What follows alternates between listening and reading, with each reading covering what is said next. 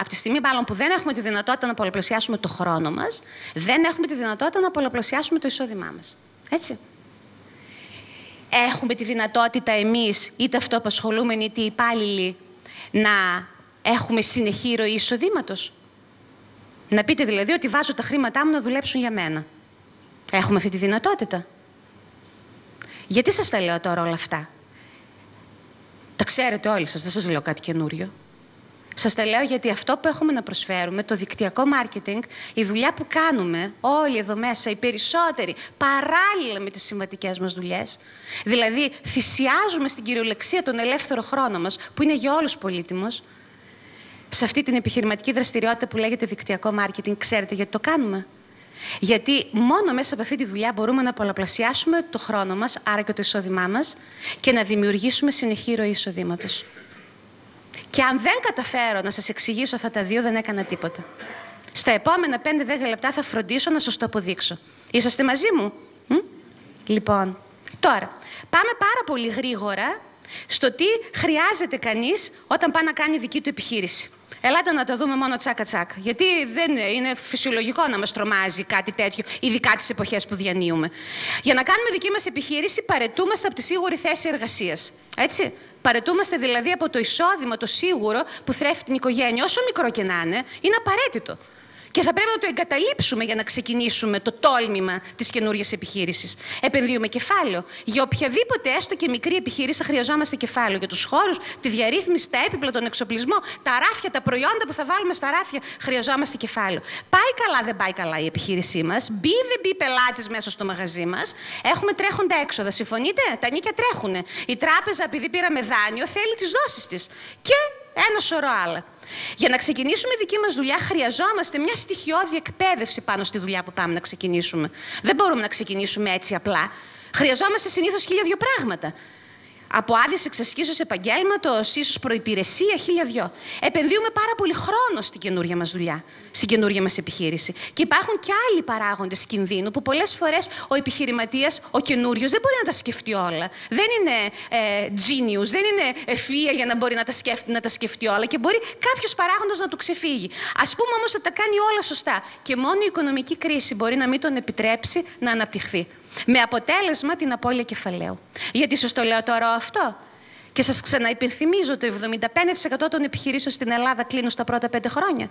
Σας το λέω γιατί? Για ένα λόγο. Γιατί με το δικτυακό μάρκετινγκ, την επιχείρηση που σας προτείνουμε εμείς, μπορείτε να τραβήξετε ένα χ σε όλα αυτά. Χ στην κυριολεξία. Γιατί δεν μου λέτε ότι δεν είναι τελείως καθαρό? Τώρα καλύτερα δεν το βλέπετε? Μπορείτε να τραβήξετε λοιπόν ένα χ σε όλα αυτά. Τίποτα από όλα αυτά δεν χρειάζεται να σας απασχολήσει όταν θα ξεκινήσετε τη δική σας επιχείρηση δικτυακού μάρκετινγκ. Ούτε εγκαταλείπετε τη σίγουρη δουλειά σας, ούτε επενδύετε κεφάλαιο, ούτε ανοίγετε μαγαζί, δεν έχετε τρέχοντα έξοδα. Η επένδυση του χρόνου είναι τελείως ευέλικτη. Εσείς επιλέγετε πότε, πόσο, ποιες μέρες θα δουλέψετε και φυσικά από τη στιγμή που δεν επενδύετε κεφάλαιο δεν έχετε καν τη δυνατότητα να φαλιρίσετε. Δεν γίνεται και να το θέλετε δεν γίνεται. Η δραστηριότητα την οποία σας προτείνουμε, η επιχείρηση την οποία σας προτείνουμε λέγεται δικτυακό εμπόριο. Και δεν είναι κάτι το οποίο ξεκινάει σήμερα. Είναι κάτι το οποίο έχει ξεκινήσει πριν από 50 χρόνια. Σήμερα, το 2009, γιορτάζει η εταιρεία τα 50 χρόνια της ύπαρξής, τα 50 χρόνια της επιτυχίας της.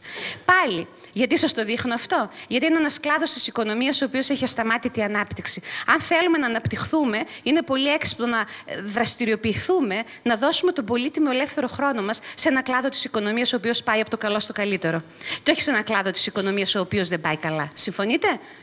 Γιατί εκεί, στην οικονομία, στα κομμάτια της οικονομίας που δεν πάνε καλά, όσο και να αγωνιστούμε, δεν θα μπορέσουμε να εξελιχτούμε. Ειδικά τις εποχές που διανύουμε σήμερα. Έτσι. Σήμερα λοιπόν το δικτυακό μάρκετινγκ ανά τον κόσμο έχει ξεπεράσει τα 200 δισεκατομμύρια αμερικάνικα δολάρια ετήσιο τζίρο.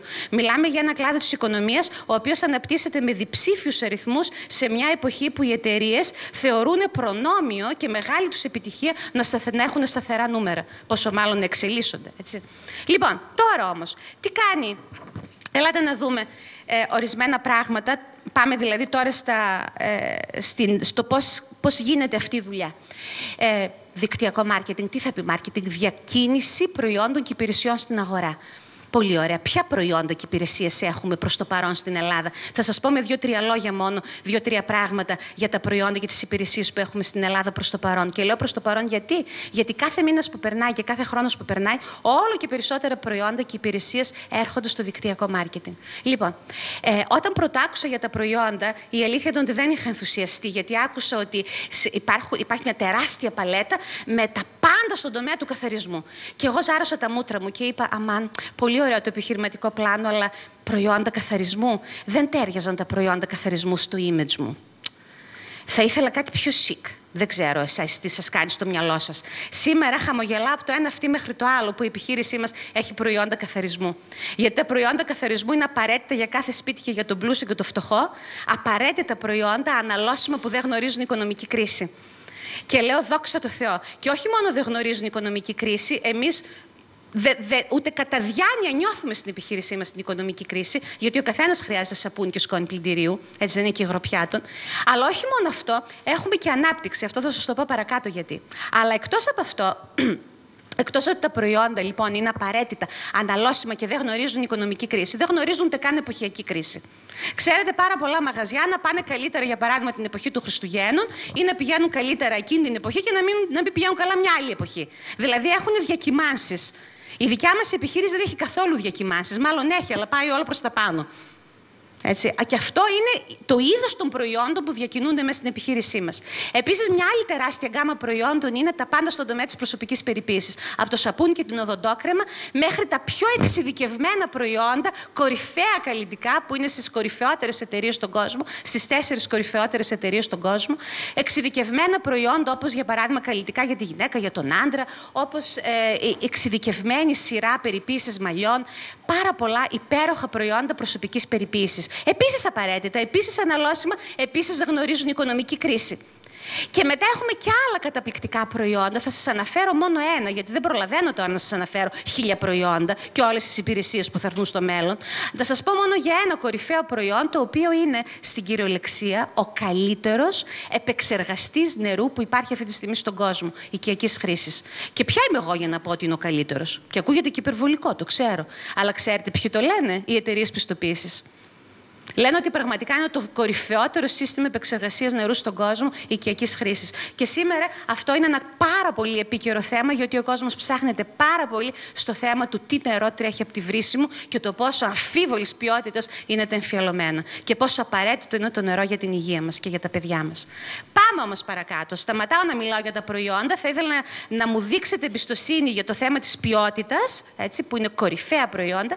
Εμπιστοσύνη στο θέμα του ότι είναι προϊόντα τα οποία είναι καταπληκτικά, πάρα πολύ οικονομικά, βγαίνουν οικονομικά γιατί είναι συμπυκνωμένα, προϊόντα οικολογικά που σέβονται τον άνθρωπο και το περιβάλλον και το καταπληκτικό, έχουν και εγγύηση επιστροφής χρημάτων. Παίρνεις δηλαδή ένα μπουκάλι, το αδειάζεις και έχεις 3 μήνες στη διάθεσή σου να πεις δεν μου άρεσε, το στέλνω πίσω και παίρνω τα λεφτά μου πίσω. Απίστευτο, αλλά αληθινό. Έτσι έχουν και εγγύηση επιστροφής. Ελάτε τώρα να δούμε με αυτά τα προϊόντα πώς δουλεύουμε σε αυτή την επιχείρηση. Ελάτε λιγάκι να δούμε πάρα πολύ γρήγορα πώς δουλεύει το παραδοσιακό εμπόριο. Εδώ. Εμείς οι καταναλωτές πάμε να αγοράσουμε μια οδοντόκρεμα από το σούπερ μάρκετ, την παίρνουμε, πληρώνουμε την τελική τιμή. Από την τελική τιμή που πληρώνουμε, το 80% πάει στο ενδιάμεσο εμπόριο. Το 80% από την τιμή που πληρώνουμε. Είναι οι άνθρωποι, τα ποσοστά των εμπόρων που κάνουν την εισαγωγή, οι μεσάζοντες έμποροι, η διαφήμιση που παίρνει τεράστια κονδύλια, το λιανικό εμπόριο, όλα αυτά τα πληρώνει ο καταναλωτής, το ξέρετε, προχωράω παρακάτω. Τι γίνεται, αυτό είναι στο παραδοσιακό εμπόριο. Τι γίνεται τώρα στο δικτυακό μάρκετινγκ, δηλαδή στην επιχείρησή μας? Εσείς είσαστε εδώ, επιχειρηματίες και καταναλωτές συγχρόνως, και ανάμεσα σε εσάς και στην παραγωγό επιχείρηση δεν υπάρχει κανένας μεσάζοντας. Κανένας απολύτως, ούτε ο φίλος και ο γνωστός που σας έφερε σήμερα εδώ.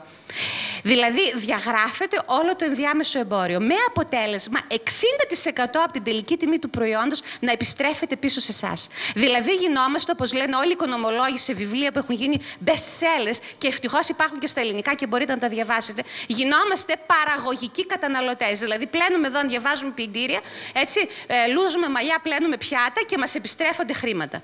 Και μας επιστρέφεται μάλιστα μεγάλο κομμάτι, 60%. Και με αυτά τα προϊόντα μπορούμε να χτίσουμε τώρα ολόκληρη επιχείρηση. Ελάτε να δούμε πώς. Θα είμαι σύντομη και θα πάω μόνο στα πιο βασικά. Πρώτον, το πρώτο σκέλος της επιχείρησής μας. Έχουμε τη δυνατότητα να ψωνίσουμε προϊόντα στη χοντρική, γιατί είμαστε επιχειρηματίες, και να τα δώσουμε στο άμεσο περιβάλλον μας στη λιανική. 30% είναι το δικό μας εμπορικό κέρδος.